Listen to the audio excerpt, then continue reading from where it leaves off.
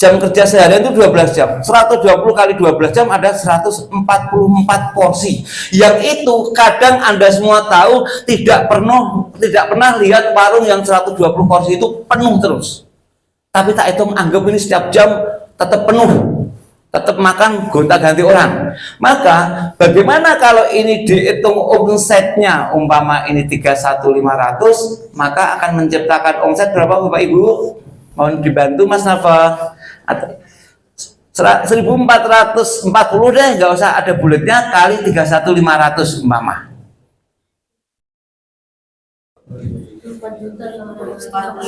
Berapa Bun?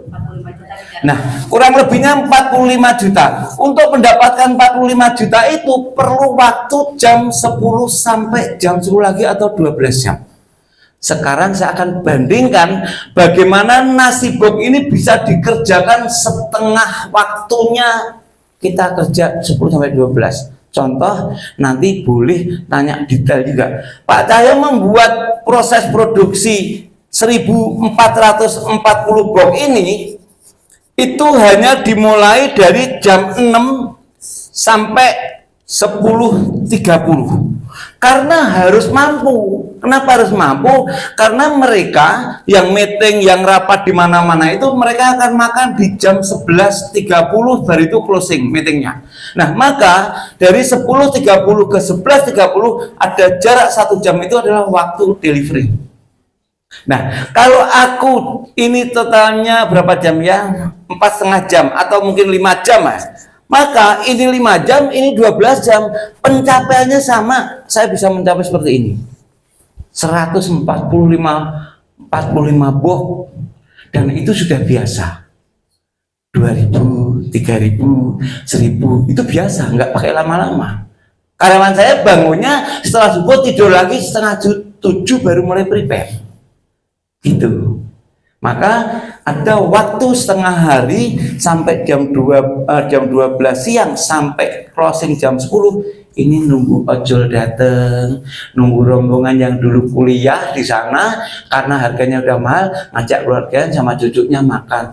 Karena AGTL sudah nggak ada pelanggannya yang celana biru sama celana abu-abu. Loh, kenapa gitu Pak?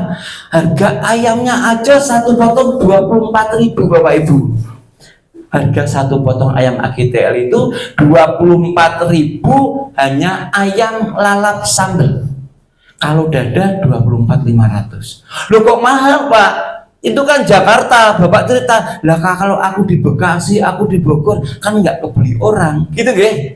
Harganya kan beda.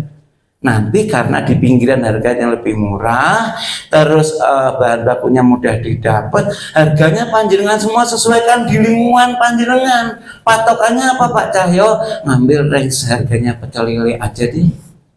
Oh, 25.000 udah dapat. Jadi kan itu paket nasi box.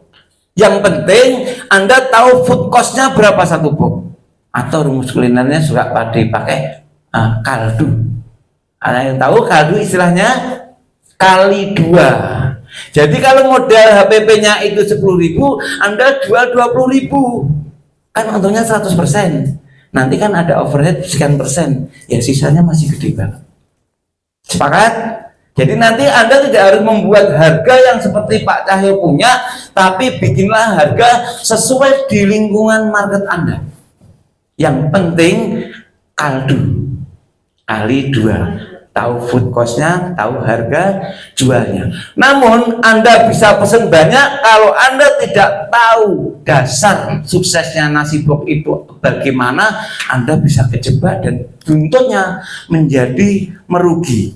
Nah, suksesnya bisnis kuliner nasi box itu terletak pada nasinya. Ini nih, maaf tulisannya miring-miring, goyang-goyang nih. Aduh. Terletak pada nasinya, karena banyak yang dikomplain itu bukan karena lauk-lauknya yang kering itu, tapi nasinya. Katanya nasinya ngeletis, katanya kurang mateng, katanya lembek, katanya bilang lagi mendekati basi. Itu nggih. Maka kadang-kadang seorang pelaku kuliner harus tahu juga bagaimana handling produk. Apa yang terjadi, nasinya basi. Ini warungku ini bener masaknya loh, kenapa basi di sana? Pasti ini ada yang guna-guna aku nih. Lihat kanan kiri warung temennya, wah dia itu sampai jual. Keren ya. Maka kalau Anda nggak tahu mempelajari bagaimana kuliner berjalan dengan baik, nggak tahu cara towing, nggak tahu cara handling produk, terjadi nasi kayak tadi itu negatif terus. Padahal Anda nggak tahu, nyuci berasnya aja nggak bersih, kok pengen itu bagus, ya basi, masih ada lendirnya. Itu ya. Ada lagi nih, orang makan ayam, tiba-tiba di kantor nasi bok itu ayamnya keluar air, Bun. Karena nggak tahu handling, towingnya gimana setelah dari freezer, anak buahnya dia, ayo cepetan, jamnya mepet, main goreng aja, main bakar aja. Ya iya, bakarnya diolesin mentega, kecap, lada hitam, dalamnya kan masih keras.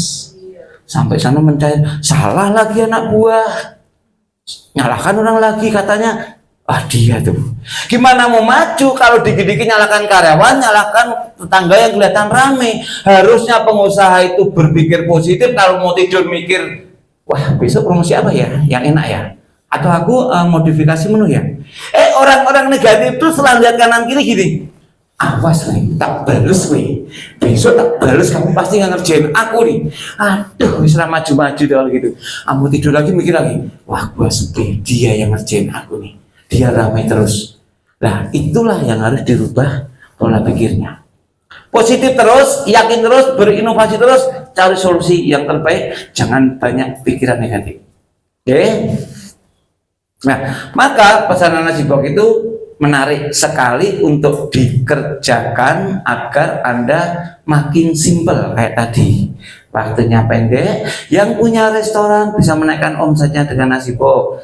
AGTL itu dulu kenceng banget DME-nya. Sekarang berbalik, nasi boknya 80%, DME-nya tinggal 20%, Masku. Gitu. Nggak apa-apa, kan pola beli masyarakat sudah berubah. Zaman Bapak Ibu sekalian yang seusia saya, mau makan di mall aja celananya harus Tira, sandalnya Kervil gitu ya, terus bajunya ada merek apa, ajak nuntun anaknya, ngaku nih Bapak Ibu nih, ya kan? Sekarang nggak itu loh, anak-anak kita mau celana bela, celana pendek di kamar, yang penting gadgetnya on, makan mana aja bisa. Itulah yang terjadi, maka pola daya beli mereka berubah. Nah, nasi bok ini bisa menjadi gacuan kita bisnis kecil-kecilan, tapi yang beli dari online itu banyak. Gitu ya, kebuka ya, dapat insight ya dari situ. Mainkan nasi bok di resto Anda, di warung tenda Anda, di rumah makan Anda, atau di rumah Anda sendiri dulu, nggak apa-apa. Jangan merasa minder baru mulai sendiri, baru mau mulai usaha rumah makan atau warung. Kalaupun itu hanya di rumah, jangan minder deh. Ikhtiar aja. Ikhtiar yang banyak, karena pada zaman dulu orang tua kita saat usaha itu sudah punya modal gede, bikin warung karena masakannya istrinya enak atau masakannya ibunya enak, bikin warung. Habis itu tungguin berdoa, zikir biar ramai kemana. Tapi seperti itu tidak akan membangun brand, karena pindah-pindah terus, tidak dititeni orang di situ ada warung. Maka banyak di mall itu kalau kita jalan-jalan sama keluarga, yuk makan di food court, brandnya nggak makin ngetop. Tapi kalau tiba-tiba kita di pinggir jalan, walaupun kecil kayak food container, yuk makan ke Gojiken, beli ayam ke Gojiken, disebutkan itu brand, maka nempel ke customer. Mau beli gudeg di mana? Di AGTL. Mau beli ayam lunak di mana? Di AGTL. Kalau di food court walaupun ada AGTL, nggak bilang mau beli ayam apa, itu di food court aja sana. AGTL-nya nggak pernah disebutin. Paham ya? Baik. Kenapa ingin punya rumah makan dan harus maksimalkan dengan nasi bok? Saya sudah buktikan selama 34 tahun, sampai sekarang juga tinggal 20% DNE-nya, nasi bok mendongkrak omset yang luar biasa. Jangkauannya jauh banget. Saya tidak mau menjangkau hingga Kerawang Timur, Daihatsu Astra Motor, terus Toyota, ke baratnya di Teluk Naga belakang bandara, ke selatannya sampai ke Sentul, Unhan, Bogor. Gitu. Maka tiba-tiba dari Seknek telepon, Pak, pesan nasi bok untuk acara pembukaan kampus baru Unhan di Sentul. Siap nggak Pak? Siap Pak. Berapa ribu? 2000.